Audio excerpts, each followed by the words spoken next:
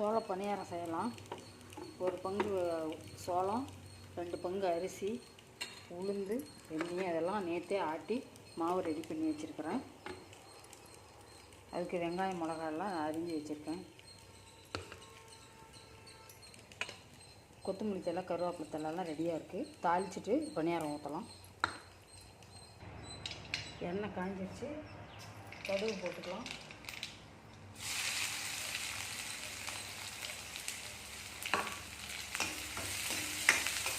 கடலைப்பருப்பு போட்டுக்கலாம். மாற்றி போட்டுக்கலாம். இது லேசாக வானங்கண்டையும் எடுத்து மாவில் கலந்துக்கலாம். தாளித்து கொட்டியாச்சு.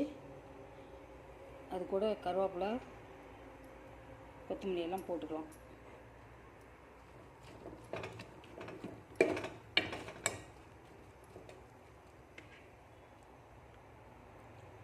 அடுப்பில் எண்ணெய் காஞ்சிருச்சு, கல் காஞ்சிருச்சு. கல் காஞ்சிருச்சு. பணியாரம் ஊற்றிக்கலாம்.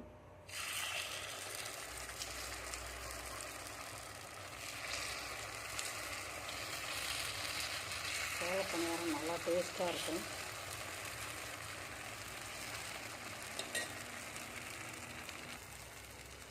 பணியாரம்லாம் வெந்துருச்சு, திருப்பிக்கலாம்.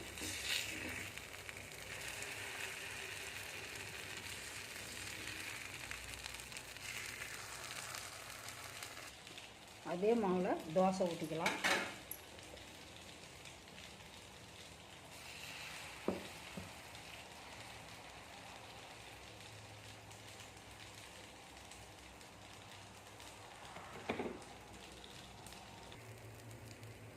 சோளத்தில் தோசையும் சுட்டாச்சு, பணியாரமும் செஞ்சாச்சு. இப்படி தான் இருக்கும் இந்த தோசை. கொஞ்சம் கலர் சிவந்த கலர் வரும், ஆனால் சத்து அதிகம்.